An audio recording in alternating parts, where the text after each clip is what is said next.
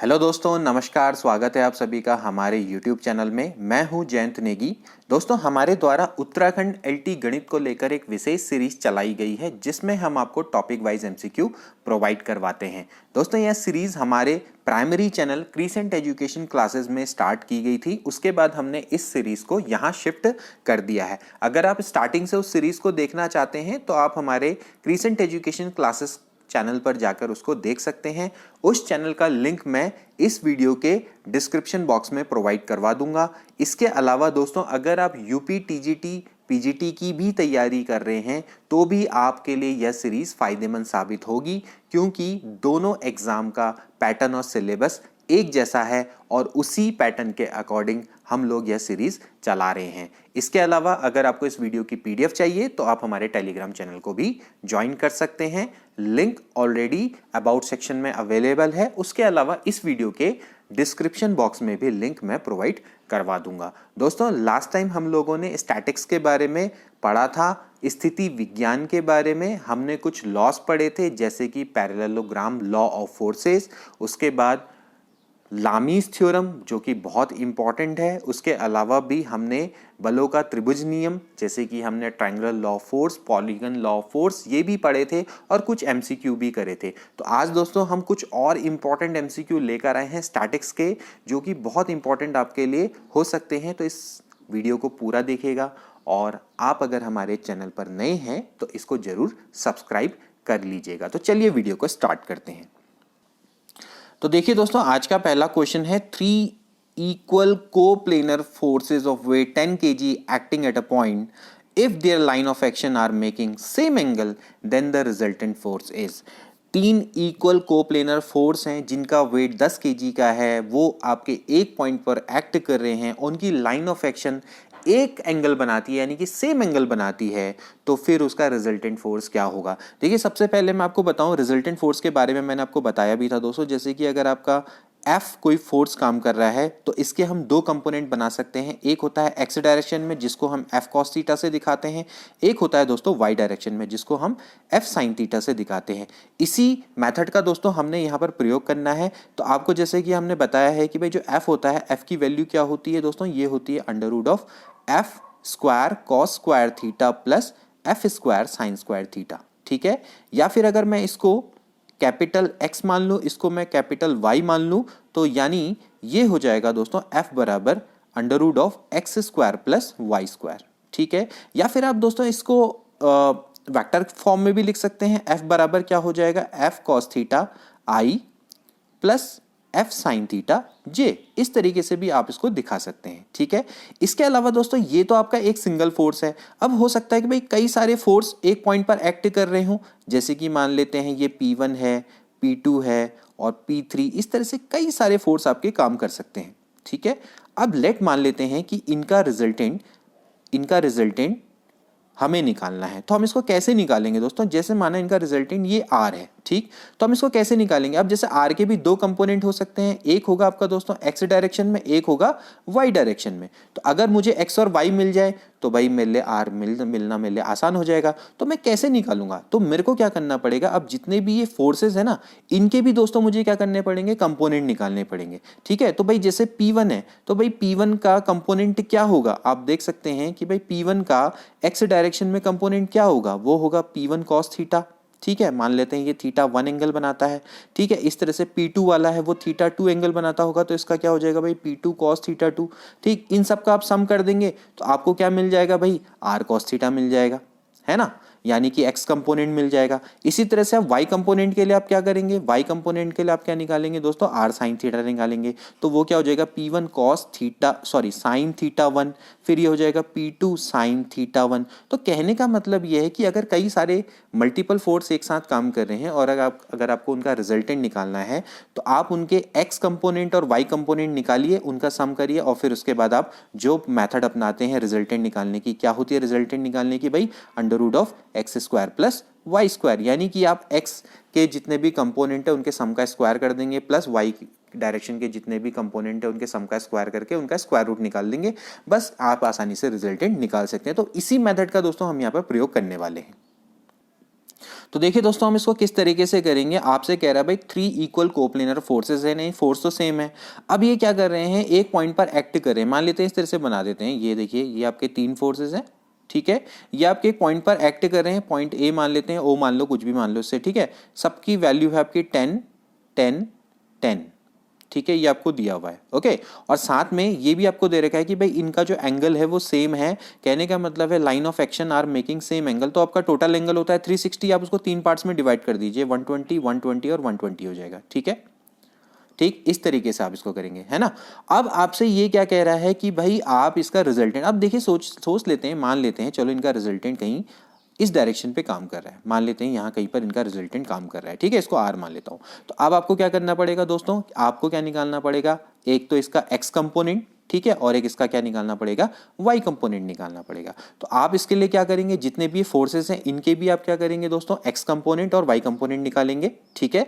तो भाई चलो निकालो, देखिए सबसे पहले आप क्या करेंगे, एक्स की वैल्यू निकालना चाहते हैं, तो कैसे निकालेंगे दोस्तों, चलिए अब आप इस क्वेश्चन को बहुत इजीली कर सकते हैं। देखिए सबसे पहले आप क्या निकालेंगे दोस्तों, इसका एक्स कंपोनेंट निकालेंगे। देखिए एक्स कंपोनेंट आप इसका क्या किस तरह से निकाल सकते हैं, देखिए एक्स कंपोनेंट आपको निकालना है। देखिए सबसे पहले आप इस वाले फोर्स का निकालिए, इस वाले फोर्स का जो एक्स कंपोनेंट है दोस्तों वो क्या हो जाएगा, क्या हो जाएगा, देखिए फोर्स तो आपका 10 है, और जो एंगल है ये कितना एंगल बना रहा है, एक्स एक्सिस से 0 एंगल, तो क्या हो जाएगा 10 cos 0, ठीक है। इसके बाद देखिए दोस्तों अब आपका जो दूसरा कंपोनेंट है वो आपका ये है, इसका आपको दोस्तों एक्स कंपोनेंट निकालना है, यानी कि आपको ये रिजॉल्व पार्ट निकालना है, ठीक। तो आप इसको कैसे निकालेंगे दोस्तों, कितना एंगल है 120, तो देखिए हो जाएगा 10 cos 120, ठीक है। इसी तरह से आप क्या कर सकते हैं, अब आप इस वाले फोर्स का निकालेंगे, तो इस वाले फोर्स का देखिए दोस्तों क्या है 240 है, या आप यहां से भी निकाल सकते हैं, कोई फर्क नहीं पड़ता, ठीक है। तो आप क्या हो जाएगा 10 cos 240, ठीक। इस तरह से दोस्तों आप क्या करते हैं, कंपोनेंट को फाइंड आउट कर लेते हैं, ठीक है। आपने यहाँ पर क्या देखना है, मैं फिर से बता देता हूँ, आपने यहाँ पर कंपोनेंट देखने हैं एक्स डायरेक्शन में। तो भाई ये आपका फोर्स है, और ये फोर्स है, और ये फोर्स है, ठीक। तो अब आप इस फोर्स का क्या करेंगे, कंपोनेंट निकालेंगे इस डायरेक्शन में। तो आप क्या करेंगे भाई, जो ये आपका फोर्स है, माना ये एफ है, तो ये वाला क्या होगा एफ कॉस थीटा। इसी तरह से भाई ये वाला है, तो इसका आप ये वाला एंगल देखेंगे, ठीक, या फिर आप ये भी देख सकते हैं, कोई फर्क नहीं पड़ता है, ठीक। तो इस तरीके से आप दोस्तों निकालते हैं। अब ये वाला जो है ये तो ऑलरेडी एक्स डायरेक्शन में है, तो भाई ये तो आपका जरूरी नहीं कि आप इसको बनाओ, तो ये तो एंगल आपका क्या हो जाएगा, ऑफकोर्स अपने आप ही 0 हो जाएगा। तो यहाँ पर आप क्या करेंगे, अब आप इसको सॉल्व करेंगे, इसको सॉल्व करिए, देखिए क्या हो जाएगा, एक्स बराबर हो जाएगा 10 cos 0 की वैल्यू होती है 1, 120, यानी कि आपका कितना हो जाएगा 90 प्लस थीटा, 90 प्लस थीटा क्या होता है माइनस साइन थीटा, यानी -1/2, और ये फिर से आपका कितना हो जाएगा 240 भी आपका कितना हो जाएगा -1/2, ठीक है। तो फिर इसके बाद जो इसकी वैल्यू आएगी वो कितनी आएगी दोस्तों, ये हो जाएगी 10 -5 तो यानी कि x कंपोनेंट तो इसका हो गया 0, ठीक। अब आपको दोस्तों क्या निकालना है, इसका y कंपोनेंट निकालना है। y कंपोनेंट का मतलब क्या देखना पड़ेगा आपको दोस्तों, y डायरेक्शन देखनी पड़ेगी, ठीक है। तो अब देखिए मैं काम करता हूँ, मैं नीले से इसको दिखाता हूँ। देखिए अब आप ये काम करिए कि अब आप इसकी y डायरेक्शन में देखिए, देखिए अब आप ये बताइए, ये है आपका इसका ये वाला फोर्स है आपका ये, ठीक है। तो भाई इसकी y डायरेक्शन यानी कि इसकी परपेंडिकुलर डायरेक्शन में कोई इसका कंपोनेंट काम ही नहीं कर रहा है। और चलो अगर आप निकालना भी चाहते हो तो क्या लिख लो, 10 sin 0 लिख लो, ठीक है ना। तो 10 sin 0 तो भाई 0 हो जाएगा, ठीक। अब आप देखिए इसका, देखिए जैसे ये वाला है, ये वाला, ठीक। अब इसका भी जैसे कि ये कितना एंगल बना रहा है 120, तो भाई ऊपर की डायरेक्शन में इसका क्या कंपोनेंट क्या काम करेगा भाई, वो हो जाएगा 10 sin 120, ठीक है ना। और इसी तरह से इसका क्या हो जाएगा 10 sin 240, ठीक। जो एंगल आपने यहाँ पर रखे हैं बस इसको साइन से चेंज कर दो, बस और कुछ ही नहीं करना है। तो y बराबर क्या हो जाएगा, y बराबर हो जाएगा 10 sin 0, ठीक है, प्लस 10 sin 120। ज़्यादा अगर आपको दिमाग नहीं लगाना है तो कुछ मत करो, जो एंगल आपने रखे बस इन्हीं को रख दो, कॉस को साइन से चेंज कर दो, बस और कुछ ही नहीं करना है, ठीक है। चलो अब इसको सॉल्व करो, देखिए 10 sin 0 वो तो भाई 0 हो गया, साइन 120 होता है साइन 90 प्लस थीटा, यानी कि आपका कितना होता है कॉस 30 की वैल्यू आपकी कितनी होती है √3/2, ठीक है, प्लस 10। अब साइन 240 की बात करेंगे तो ये 4 क्वाड्रेंट हो जाएगा, 4 क्वाड्रेंट में आपका क्या हो जाएगा भाई 90, यानी कितना हो जाएगा आपका 180 प्लस 60, यानी कि माइनस में हो जाएगा, तो माइनस साइन 60 दैट इज -√3/2, ठीक है। तो देखिए ये दोनों भी कट गए तो एक्चुअली इसकी वैल्यू कितनी आ गई, 0 आ गई। तो भाई आपको x कंपोनेंट और y कंपोनेंट मिल गया, तो भाई r की वैल्यू क्या हो जाएगी, r की वैल्यू क्या हो जाएगी, √x² प्लस y²। तो भाई x² प्लस y² यानी कितना हो गया, 0। तो इसका 0 दोस्तों राइट आंसर है। तो इस तरीके से दोस्तों हम इसको निकाल सकते हैं। तो ए वाला ऑप्शन इसका बिल्कुल करेक्ट है। इसका और भी वे है निकालने का। देखिए आप इसको, जैसे कि मैंने आप बनाया था अभी आपके सामने, फिर से बना के दिखाता हूँ। देखिए ये आपका x कंपोनेंट है, ये ठीक है। ये आपके देखिए दोस्तों किस तरह से काम करें, क्योंकि ये आपको सीखना बहुत इंपॉर्टेंट है। आप इसको सीख लीजिए किस तरीके से काम करेंगे। देखिए ये आपका और ये है, ये एंगल आपका कितना है, 120 है, ठीक है। ये एंगल आपका कितना है, 120। ये एंगल भी आपका कितना है, 120, ठीक है। अब सपोज करो, चलो मैं सिंप्लिसिटी के लिए मैं इसको PQR मान लेता हूँ, क्योंकि आगे भी कई क्वेश्चन आ सकते हैं इस तरीके के और आपको फायदा देगा। देखिए आपको पता है, देखिए आपको x डायरेक्शन के कंपोनेंट निकालने। देखिए पहले वाले का तो आप देख सकते हैं भाई p का, तो x का कंपोनेंट तो आपका क्या होगा, यहाँ पर से जो कंपोनेंट होगा वो p cos 0 होगा, एक्चुअली p ही होगा, ठीक है। इस डायरेक्शन का कंपोनेंट यानी कि x डायरेक्शन में। अब आप एक काम करिए, यहाँ से आप इस तरह से लाइन खींच सकते हैं। अगर ये लाइन अगर आप खींचेंगे तो दोस्तों अगर ये 120 है, दूसरी इससे बताता हूँ, अगर ये 120 है तो ये वाला कितना होगा, ये वाला आपका 60 डिग्री होगा, ठीक है ना। तो ये वाला जो कंपोनेंट होगा ये क्या होगा दोस्तों, Q cos 60 डिग्री, ठीक है। तो लेकिन इसकी डायरेक्शन अपोजिट में है, इसकी डायरेक्शन क्योंकि अपोजिट में है तो आप इसको क्या कर सकते हैं, माइनस में लेंगे, क्योंकि आपको इस डायरेक्शन में लेना है ना, तो आप इसको माइनस में लेंगे। इसी तरीके से अब आप क्या कर सकते हैं, ये वाला देखिए ये एंगल भी आपका कितना होगा, 60 डिग्री।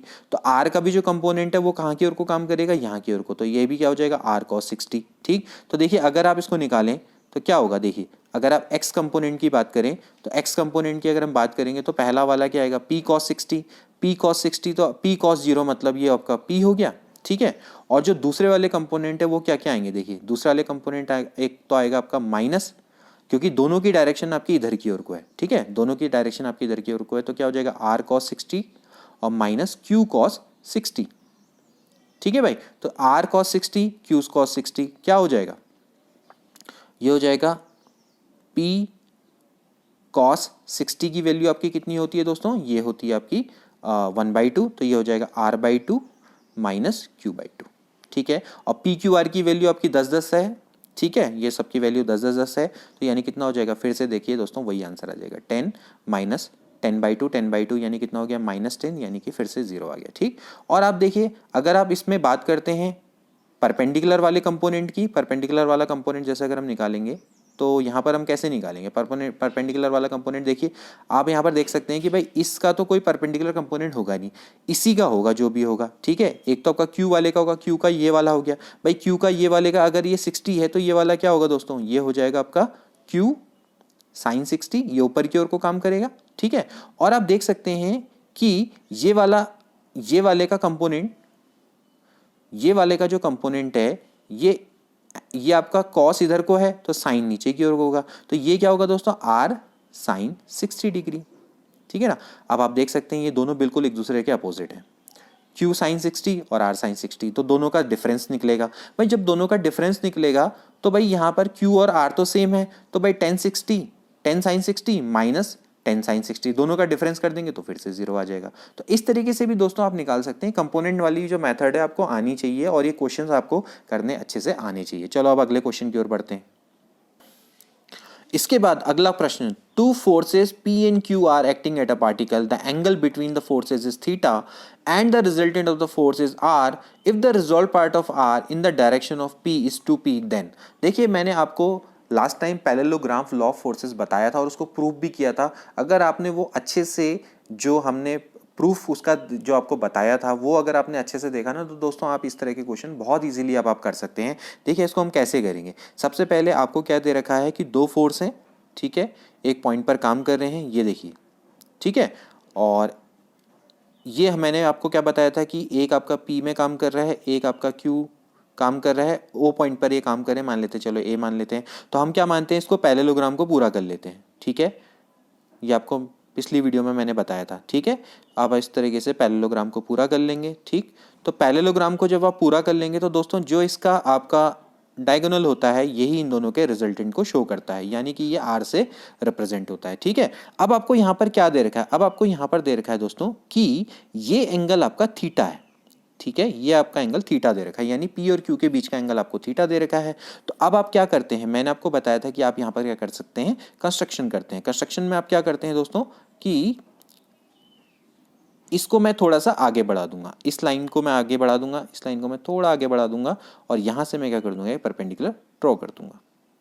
ठीक है, इस तरह से मैंने आपको बताया था। चलो अब थोड़ा सा नंबरिंग कर लेते हैं। नंबरिंग में मैं एक काम करता हूँ, इसको मैं A B C D E मान लेता हूँ। ठीक है, तो आपको मैंने बताया था कि अगर ये थीटा है दोस्तों, तो ये वाला एंगल भी दोस्तों क्या होगा, थीटा ही होगा। ठीक है, ये एंगल भी आपका दोस्तों क्या होगा, थीटा होगा। ये एंगल भी आपका थीटा है। ठीक, और अगर ये थीटा है और वैसे ये दोस्तों क्या है, क्यू है, तो ये वाला पार्ट क्या होगा दोस्तों, ये होगा आपका क्यू साइन थीटा। ठीक है, क्योंकि क्यू यहाँ पर आपका मॉड में है। ठीक है, ये भी चीज में ध्यान में रखना, यहाँ पर क्यू का मतलब है कि उसका मॉडुलस। ठीक है, और इसके बाद जो बीसी है, जो बीसी की वैल्यू दोस्तों वो क्या होगी, वो होगी क्यू कॉस थीटा। ये वाली आपकी क्या होगी, क्यू कॉस थीटा। ठीक है, अब आपको क्या कह रहा है, अब आप जरा ध्यान से देखिए, सारी चीज आपको मिल गई। Two force P and Q are acting at a particle, the angle between the forces is theta, जो हमने कर लिया है। The resultant of the forces R, जैसे कि आपको दिया हुआ है, the resolve part of R in the direction of 2p, जैसे कि मैंने आपको पहले ही बोला, in the direction of p। देखिए अब जो इसका रिजॉल्व पार्ट है R in the direction of p is, बताइए देखिए अब आपको क्या निकालना है दोस्तों, जैसे कि आपको निकालना है आर का रिजॉल्व पार्ट, ये वाला। सपोज करो ये थीटा 1 में मान लेता हूं, मान सकता हूं। ठीक है, तो आपको क्या करना है, आर का रिजॉल्व पार्ट निकालना है इन द डायरेक्शन ऑफ पी। तो आपका इसका रिजॉल्व पार्ट क्या होगा दोस्तों, इसका रिजॉल्व पार्ट क्या हो जाएगा, इसका रिजॉल्व पार्ट क्या हो जाएगा, आर कॉस थीटा 1। ठीक है, आर कॉस थीटा 1। अब इसका जो रिजॉल्व पार्ट है ना, जो कि डायरेक्शन ऑफ पी की ओर को निकालना है, उसकी वैल्यू आप देख सकते हैं, वो एक्चुअली क्या है, वो एक्चुअली है P plus Q cos theta, है ना।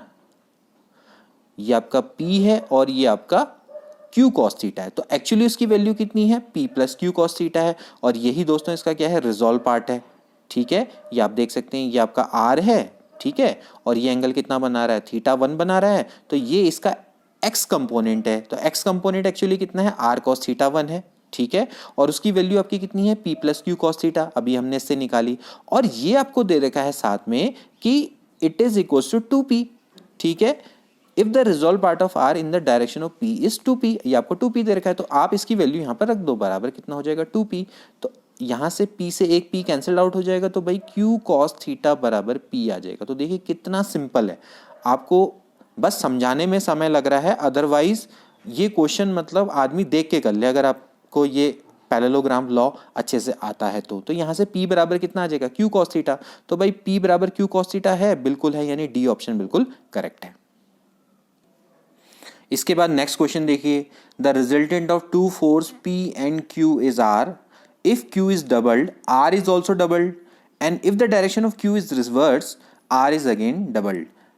इफ द रेशियो PQR आपको कह रखा है भाई √2 √3 और x है, देन x की क्या वैल्यू होगी। देखिए resultant of two force P and Q आपको R दे रखा है। सबसे पहले आप फॉर्मूला, जैसे कि हमने बताया था कि भाई क्या होता है, R स्क्वायर बराबर होता है P square plus Q square plus 2PQ cos alpha.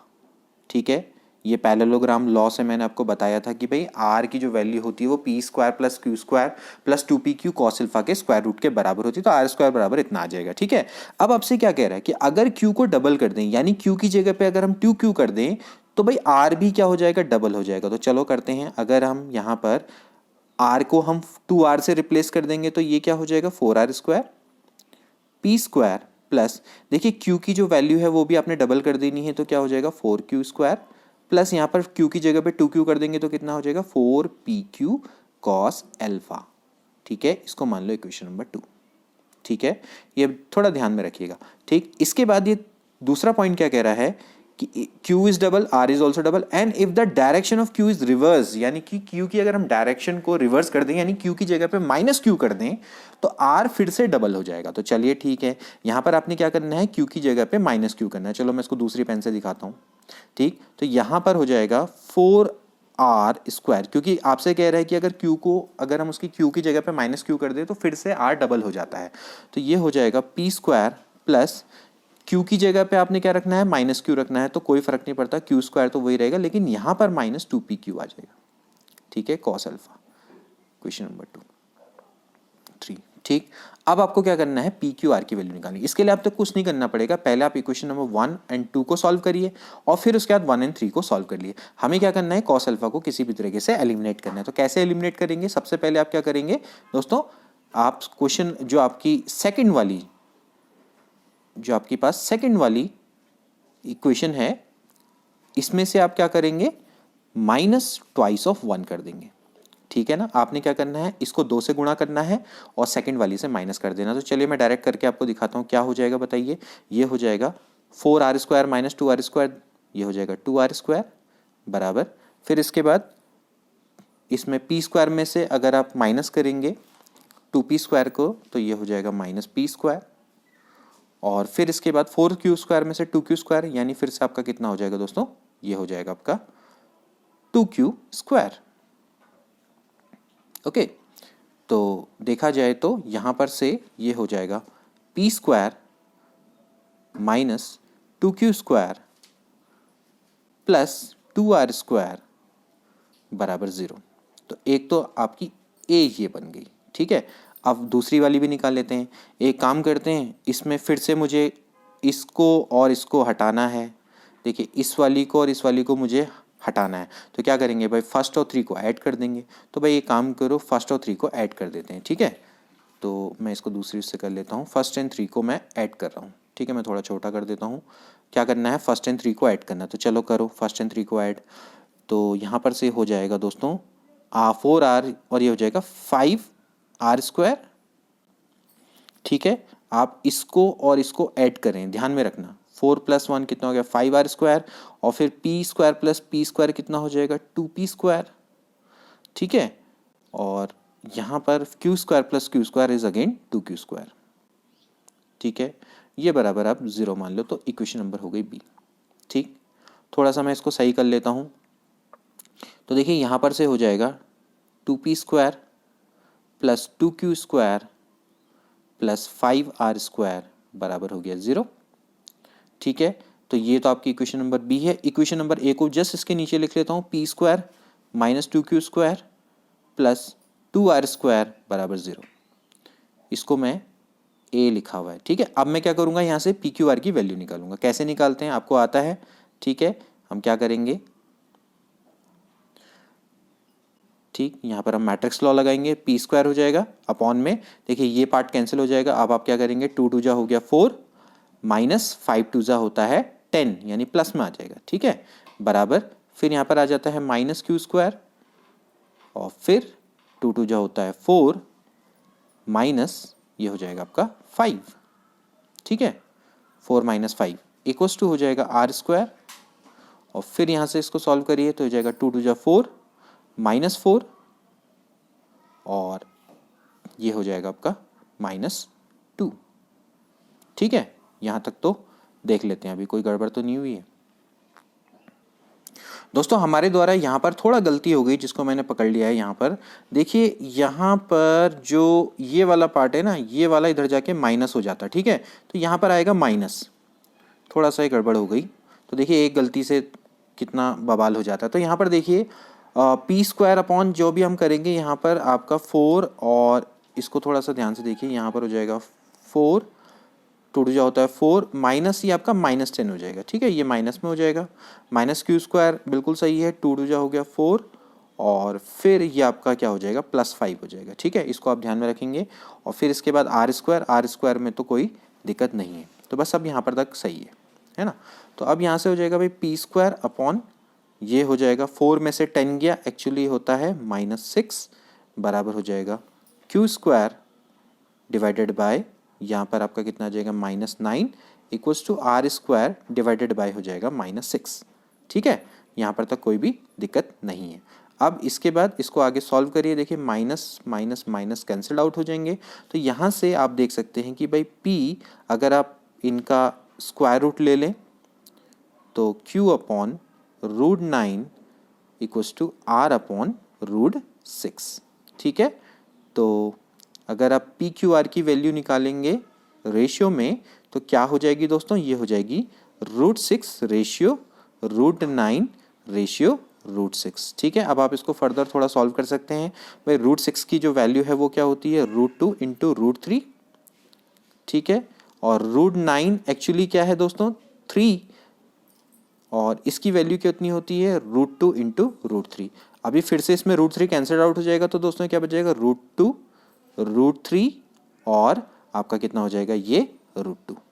ठीक है, तो यहाँ से दोस्तों आपको क्या दे रखा है रेशियो, आपको दे रखा है रेशियो दिया हुआ है root 2 root 3 root X, root 2 root 3 root X. तो एक्स की वैल्यू आपको निकालनी थी पी क्यू आर में, तो एक्स की वैल्यू क्या निकल कर आई दोस्तों, पी क्यू आर की वैल्यू दोस्तों ये निकल कर आई है आपकी रूट 2। तो root 2 is a right answer. ठीक है, यहाँ पर आपको समझ में आया, 3 को मैं रूट 3 इंटू रूट 3 लिख सकता हूँ, उसका रूट 3 काट दिया। तो इस तरह से दोस्तों हम एक्स की वैल्यू को फाइंड आउट कर सकते हैं। तो यहाँ पर आप देख सकते हैं कि ये वाला आपका राइट आंसर है। तो एक्स की वैल्यू कितनी होगी, रूट 2 की। ठीक है, इसके बाद अगला प्रश्न देखिए दोस्तों, the direction of 3 forces 1 newton 2 newton 3 newton acting at a point are parallel to the side of equilateral triangle taken in order then the magnitude of the resultant. देखिए दोस्तों फिर से वही क्वेश्चन आ गया, थोड़ा सा डिफरेंट तरीके का है। हम इसको किस तरीके से करेंगे, देखिए आपको क्या कह रखा है कि 3 फोर्स आपके एक ट्राइंगल पर काम कर रहे हैं। ठीक है, और ट्राइंगल आपका कैसा है, इक्विलेटरल ट्राइंगल है, ये देखिए। ठीक, और ये बिल्कुल इस तरह से काम कर रहे हैं कि बिल्कुल जो आपके ट्राइंगल की साइड्स के अलोंग काम कर रहे हैं, यानी ए बी सी है। तो अब जैसे सपोज करो ये वाला जो आपका 1 न्यूटन का फोर्स है, ठीक है, यहाँ पर आपका 1 न्यूटन का फोर्स काम कर रहा है, ये वाला आपका कितने का काम कर रहा है, 2 न्यूटन का। ठीक है, या फिर आप इसको ऐसे बना लो, ये आपका 2 न्यूटन का हो गया, और ये दोस्तों आपका कितना है, 3 न्यूटन का। ठीक है, बिल्कुल ये आपके क्या कर रहे हैं, ट्राइंगल की साइड्स के अलोंग में काम कर रहे हैं। तो आपको क्या करना है, इनका रिजल्टेंट निकालना है। रिजल्टेंट के लिए मैंने आपको पहले ही बताया, तो आपको क्या करने पड़ेंगे, इनके कंपोनेंट लेने पड़ेंगे। ठीक है, एक्स डायरेक्शन में और वाई डायरेक्शन में। तो पहले आपको पता है भाई ये ये आपका इक्विलेटरल ट्राइंगल है, तो ये 60 डिग्री होगा, ये भी आपका कितना होगा, 60 डिग्री। ठीक है, और ये भी दोस्तों कितना होगा, 60 डिग्री। ठीक है, तो मैंने आपको पहले ही बताया कि आप क्या करेंगे, एक्स कंपोनेंट लेंगे और वाई कंपोनेंट लेंगे। तो आप इसको किस तरीके से लेंगे, देखिए सबसे पहले आप क्या करिए, एक्स कंपोनेंट लीजिए। ठीक, तो एक्स कंपोनेंट के लिए आपको क्या चाहिए, पहले आपको 1 का एक्स कंपोनेंट चाहिए होगा। 1 का एक्स कंपोनेंट क्या हो जाएगा दोस्तों, ये हो जाएगा आपका 1 cos 0। ठीक है, यहाँ पर आप देख सकते हैं कि भाई 1 तो एक्स की डायरेक्शन में है, तो भाई 1 का जो एक्स कंपोनेंट होगा वो क्या होगा, 1 cos 0 हो जाएगा। ठीक है, और फिर अब आप क्या करेंगे, जो ये आपका 2 न्यूटन का बल है, ठीक है, ये आपका 2 न्यूटन है, ये आपका 2 न्यूटन का फोर्स है, ये आपका इस डायरेक्शन में काम कर रहा है। तो अब आपको क्या करना पड़ेगा, इसका एक्स कंपोनेंट निकालना पड़ेगा। एक्स कंपोनेंट कैसे निकालेंगे, जैसे कि मैंने आपको पिछली मेथड बताई थी, मैं काम करूंगा ये। ठीक है, ये लाइन देखिए, ये दोनों पैरेलल हैं एक दूसरे से, तो ये भी आपका कितना होगा, 60 डिग्री होगा। ठीक है, तो भाई इसका एक्स कंपोनेंट कितना हो जाएगा, 2 cos 60 डिग्री। ठीक है, कोई दिक्कत यहाँ पर, कोई भी दिक्कत नहीं होनी चाहिए। ठीक है, ये आपका हो गया 2 cos 60 डिग्री। अब ऑफ कोर्स इसकी जो डायरेक्शन है वो क्या होगी, अपोजिट होगी। ठीक, इसके बाद अब आप देखिए ये वाले का, ये वाला आपका 3 है। ठीक है, ये 3 है। अब आप इसका एक्स कंपोनेंट देख सकते हैं, इसका एक्स कंपोनेंट क्या है, देखिए अगर आप चाहें तो ये एंगल आप इस तरह से निकाल सकते हैं, ये 60 है तो ये भी कितना होगा, 60 डिग्री। ठीक, तो अगर ये 60 डिग्री है तो ये वाला कितना हो जाएगा, 3 cos 60 डिग्री। ठीक है, चाहो तो आप ये वाला भी निकाल सकते हो, इसके लिए आपको लेकिन ये वाला एंगल निकालना पड़ेगा। ठीक है, तो आप इसको किसी भी तरीके से दोस्तों सॉल्व कर सकते हो। ये वाला एंगल आपका कितना हो जाएगा, 120 हो जाएगा। तो आप इसको चाहो तो 3 cos 120 लिख सकते हो, 3 cos 120, लेकिन पॉजिटिव ले लेना। तो चलो अब आप इसके एक्स कंपोनेंट निकाल लीजिए। एक्स कंपोनेंट क्या क्या हो जाएंगे, चलो मैं यहाँ पर लिख लेता हूँ। बताइए एक्स कंपोनेंट क्या क्या है रिजल्टेंट के। एक तो आपका कितना आ जाएगा, 1 cos 0। ठीक है, प्लस फिर इसके बाद ये वाला कितना आएगा दोस्तों, 2 cos 60। अब 2 cos 60 की जो डायरेक्शन है वो आपकी कहाँ को, इधर को होनी, इधर को चाहिए, तो ये कितना हो जाएगा, -2 cos 60।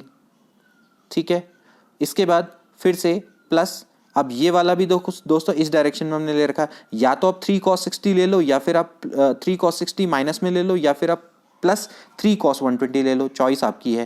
तो चलो हम क्या ले लेते हैं, -3 cos 60 ले लेते हैं, बात वही पड़ती है, निकालना बाद में वही पड़ता है। ठीक है, तो क्या हो जाएगा इसका आंसर, इसका जो यहाँ पर आंसर है ये हो जाएगा x बराबर cos 0 तो होता है भाई 1, 2 cos 60 दैट इज 1/2, और ये हो जाएगा -3 × 1/2। ठीक है, इसको काटो तो x की जो वैल्यू है वो कितनी आ जाएगी दोस्तों, -3/2। चलो एक तो कंपोनेंट आ गया, अब हम क्या करेंगे, y कंपोनेंट निकालेंगे। चलो y कंपोनेंट भी इसी तरह से निकालते हैं, देखिए किस तरह से होगा। y कंपोनेंट को आपने क्या करना पड़ेगा, अब आपने इसी तरह से चेक करना पड़ेगा। देखिए 1 का तो y कंपोनेंट निकालने की जरूरत ही नहीं, क्योंकि ये तो x डायरेक्शन में काम कर रहा है, तो इसका y कंपोनेंट अपने आप ही 0 हो गया। अब आप इसका देखिए, इसका मैंने ये एंगल तो निकाल लिया, इस एंगल को निकालने का फायदा क्या हो, मैं ये निकाल लूंगा। ये कैसे निकालूंगा, देखिए ये आपका हो जाएगा, ये वाला जो एंगल है ये दोस्तों ये कितना हो जाएगा, ऑफ कोर्स ये 2 है तो ये कितना हो जाएगा 2 sin 60। ठीक है, या फिर आप चाहो तो कोई बात नहीं, आपको मैंने दूसरी ट्रिक बताई थी, आप क्या करो यहाँ पर जो एंगल है एंगल को निकाल के रख दो। ठीक है, लेकिन फिर भी उसके लिए लेकिन आपको क्या करने पड़ते, पॉजिटिव डायरेक्शन में लेने पड़ते। तो चलो कोई फर्क नहीं पड़ता, यहाँ पर बस आप क्या करो 2 sin 60 निकाल दो, और ये वाले का आपको कितना हो जाएगा, ये वाले का आप क्या करोगे, सॉरी देखिए अब आप ये वाले का निकाल लीजिए। ठीक है, ऊपर वाले का तो आपने निकाल दिया, इस वाले का आपने पहले बता रखा, ये वाले का नीचे हो जाएगा। नीचे कितना हो जाएगा, देखिए दोस्तों ये हो जाएगा 3 sin 60, है ना, 3 sin 60। ये तो एक हो गया ऊपर की ओर को 2 sin 60, एक है नीचे की ओर 3 sin 60। तो दोनों का आप डिफरेंस निकाल दो, एक वाला ऊपर वाला y के डायरेक्शन में पॉजिटिव डायरेक्शन में, एक नेगेटिव के डायरेक्शन में। तो भाई सीधे क्या हो जाएगा भाई, इसका हो जाएगा आपका कितना हो जाएगा भाई, y कंपोनेंट की हम वैल्यू निकाल लें। y कंपोनेंट की जो वैल्यू है वो जो 1 वाला कंपोनेंट है उसकी तो 0 हो जाएगी। ठीक है, इस वाले की तो आपकी 0 हो जाएगी, तो इसको तो निकालने की आवश्यकता है नहीं, ये वाला तो आपका 0 हो गया। बस अब ऊपर वाला देखिए भाई, ये कितना हो जाएगा 2 sin 60, ये हो जाएगा 2 sin 60 -3 sin 60। बस ये करने की आपको आवश्यकता है। ठीक, चाहो तो आप ये निकाल सकते हो, ठीक है, चाहो तो आप ये वाला निकाल सकते हो। ठीक है, आप इसको लिख लो 1 sin 0, क्या फ़र्क पड़ता है, 1 sin 0 में 0 हो जाएगा।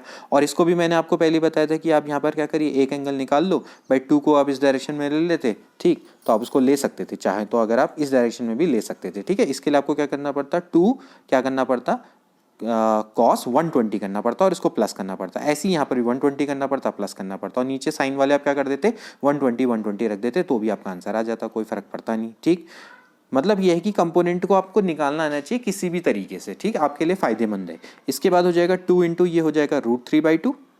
ठीक है, और -3 इंटू √3/2, तो ये आपका कितना आ गया, 2 में से 3 गया कितना होता है, ऑफकोर्स -1, तो -√3/2। तो भाई x कंपोनेंट आ गया, y कंपोनेंट आ गए दोनों के, तो भाई आपका r बराबर क्या होता है, √(x² + y²), ये आपका रिजल्टेंट होता है। तो √(x² + y² क्या हो जाएगा दोस्तों, ये हो जाएगा आपका, जैसा कि अभी हमने निकाला, x की वैल्यू कितनी निकाली भाई, देख लो x की वैल्यू कितनी है, x की वैल्यू है आपकी -3/2, यानी कि हो जाएगा 9/4, प्लस ये भी आपका कितना हो जाएगा 3/4, 9 और 3 होता है 12, 4 3 होता है 12, तो यानी कितना आ गया √3, तो √3 इसका राइट आंसर है। ठीक है, तो इस तरीके से दोस्तों हम इस क्वेश्चन को करते हैं। तो यहाँ पर देखा जाए तो डी वाला ऑप्शन इसका बिल्कुल करेक्ट है। देन इसके बाद एक बहुत सिंपल सा क्वेश्चन देखिए, PQR एक समद्विबाहु त्रिभुज है, यानी कि एक आइसोसेलेस ट्राइंगल है, राइट एंगल 90 डिग्री पे है एट वर्टेक्स, और मतलब यानी कि R वर्टेक्स पर ये आपका राइट एंगल ट्राइंगल पर है, मतलब राइट 90 डिग्री का है, और आपको बताना है कि इनमें से कौन सा रिलेशन सही है। तो बहुत सिंपल सा क्वेश्चन है, देखिए स्टैटिक्स में आ रखा है और कितना सिंपल, TGT परीक्षा 2009 में आ रखा है। देखिए इसको किस तरीके से करेंगे, आप एक ट्राइंगल बनाइए, ये आपका हो गया ट्राइंगल, ठीक है, एक आइसोसेलेस ट्राइंगल बनाइए। ठीक, जब आइसोसेलेस ट्राइंगल में क्या होता है भाई, दो भुजाएं बराबर होती हैं, तो अगर ये एंगल आपका 90 डिग्री है, ये एंगल 90 डिग्री है, तो ये वाले और ये वाले क्या होंगे 45। तो अगर जो 45 जो वाले जो एंगल हैं उन्हीं की करस्पॉन्डिंग आपकी साइड्स क्या होती हैं, बराबर होती हैं, तो ये साइड्स आपकी बराबर होंगी। ठीक है, तो यहाँ पर आपका क्या हो गया, ये और ये साइड आपकी अगर बराबर हो गई, तो अगर सपोज करो इसको R मान लेते, क्योंकि R पे ही दे रखा, R पर समकोण है, और ये हो जाएगा P और ये हो जाएगा Q।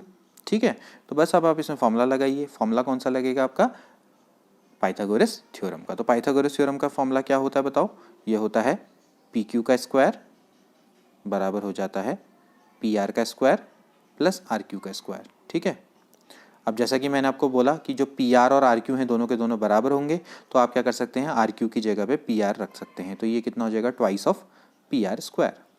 तो भाई PQ का स्क्वायर बराबर हो जाएगा आपका ट्वाइस ऑफ PR², तो ये आपका इसका रिलेशन है, PQ का स्क्वायर बराबर ट्वाइस ऑफ PR का square, that is right. Next question, the horizontal and vertical resolve part of force acting at a particle are P and Q then the resultant of forces. जैसे कि मैंने अभी आपको बताया था कि भाई हॉरिजॉन्टल एंड वर्टिकल जो आपके पार्ट हैं, जैसे एक अभी आपको मैंने बताया था कि भाई आर है, ठीक है, और इसका हॉरिजॉन्टल पार्ट आपका कितना है, एक्स है, और वर्टिकल पार्ट आपका कितना है, वाई है। तो भाई जो रिजल्टिंग फोर्स है वो क्या होता है, आर बराबर क्या हो जाता है भाई, under root of X square plus Y square. होता ही नहीं होता है। अब यहाँ पर एक्स की जगह पर आपको पी दे रखा है, वाई की जगह पे क्यू दे रखा है, ये तो कह रहे हैं, ठीक है। The horizontal and vertical resolve part of a force acting at a particle are P and Q then the resultant क्या हो जाएगा दोस्तों, आर बराबर क्या हो जाएगा, under root of P square plus Q square. आपने एक्स और वाई की जगह पे पी और क्यू रख देना है, बस आपको इसमें सिंपल सा क्वेश्चन है। नेक्स्ट क्वेश्चन, दो बलों P और 3 यानी P न्यूटन और 3 न्यूटन का परिणामी बल 7 न्यूटन है। यदि 3 न्यूटन बल की दिशा विपरीत कर दी जाए तो परिणामी बल अंडर रूट 19 न्यूटन हो जाएगा। तो P का क्या मान होगा। The resultant of two force P newton and 3 newton is a force of 7 Newton. If the direction of force 3 Newton is reversed, the resultant would be under root 19 Newton. The value of P is, देखिए आपको क्या करना है, जो formula हमने parallelogram law of forces वाला है वही यहाँ पर यूज़ करना है। अब आप इसको बहुत इजीली कर सकते हैं। क्या होता है भाई, आर स्क्वायर बराबर होता है P square plus Q square plus twice of P Q cos alpha, है ना। अब आप इसका यूज़ करिए। आपको सबसे पहले दे रखा है भाई दो बल हैं, एक है P और दूसरा है आपका 3। तो P और 3 रख दो, उनका R आपको 7 दे रखा है। तो चलिए करते हैं, ठीक। यहाँ पर P की वैल्यू तो P रहेगी, R की वैल्यू आपको 7 दे रखी है। तो R की जगह पर आप 7 रख दीजिए।